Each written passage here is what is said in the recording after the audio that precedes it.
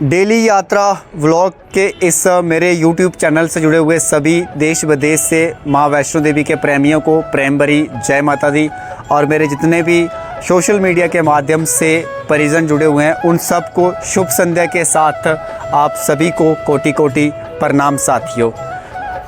मैं Somnath Sharma district Reasi union territory Jammu and Kashmir से एक बार फिर से नई और ताज़ा वीडियो लेकर आप सब के लिए उपस्थित हूँ।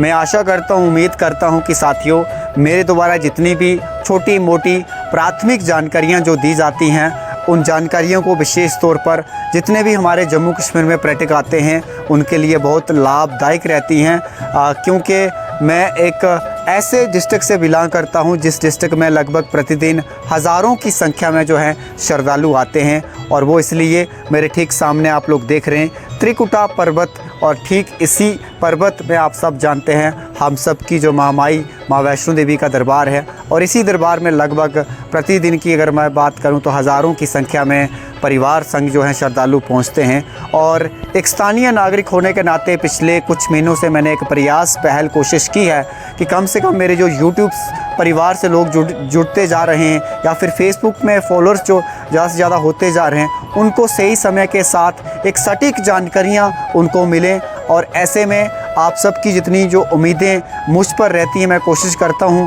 कि उन उम्मीदों पर खरा उतरने का।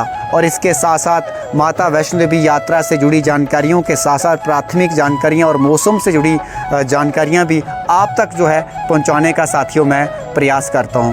मैं आशा करता हूं, उम्मीद करता हूं कि आप लोग मेरे YouTube चैनल को सब्सक्राइब करके इसे आगे से आगे ले जाने में मेरी मदद करोगे, सहयोग करोगे, क्योंकि कोई भी इंसान जो है तब तक कामयाब नहीं होता जब तक उसे पब्लिक की सपोर्ट ना हो।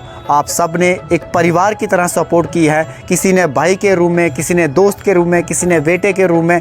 इसी तरह जो है देश के अलग अलग राज्यों से मैं कहता हूं कि रिश्तों का जो हरा भरा पेड़ है वो हर जगह लग रहे हैं। और मैं चाहता हूं कि इसी तरह आप लोग देश के अलग अलग राज्यों से मेरे लिए अनवरत प्यार जो है शब्दों के रूप में साझा करते जाओ। तो फिलहाल अब चलते चलते छोटी मोटी जानकारियां दे देता हूं। मैं बात करूं साथियों, अगर शुरुआत माता वैष्णो देवी यात्रा से ही करूं तो बीते कल जो है माता वैष्णो देवी का जो आंकड़ा है लगभग 28,000 श्रद्धालुओं ने माता वैष्णो देवी के दर्शन किए हैं। ये जानकारी श्री माता वैष्णो देवी श्राइन बोर्ड की ऑफिशियल वेबसाइट से उपलब्ध हुई है। और मैं साथियों ये जानकारी एक बार फिर मैं आपको दोहरा रहा हूँ, बीते कल देश विदेश से माता रानी के दरबार लगभग 28,000 श्रद्धालुओं ने माता वैष्णो देवी के दर्शन किए हैं। यानी आप कह सकते हैं कि अब धीरे धीरे जो है यात्रा की संख्या बढ़ोतरी की तरफ होती जा रही है। इसके अलावा मौसम विज्ञान केंद्र श्रीनगर से भी जो ताज़ा अपडेट सुबह सुबह ही आ चुका था, और वो ये है कि अगले कुछ दिनों तक जो है मौसम यानी बिल्कुल साफ़ क्लियर रहेगा। और ये 20 मार्च तक जो मौसम की अपडेट आ चुकी है, यानी 20 मार्च तक तो है जम्मू डिवीज़न की अगर मैं बात करूं, कश्मीर डिवीज़न की बात करूं या लेह लद्दाख की बात करूं तो मौसम बिल्कुल साफ़ रहेगा।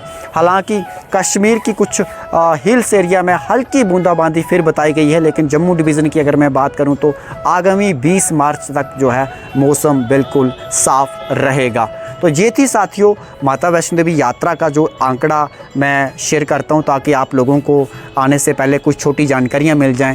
मौसम में अगले लगभग जो है 7-8 दिन का मैंने आप लोगों तक जो है साझा कर दिया है। इसलिए अगर मैं वर्तमान की बात करूं तो मौसम अगर साफ़ रहता है तो आप सब जानते हैं हेलीकॉप्टर की सुविधा जो श्री माता वैष्णो देवी श्राइन बोर्ड की तरफ से दी जाती है वो कंटिन्यू श्रद्धालुओं के लिए चलती है।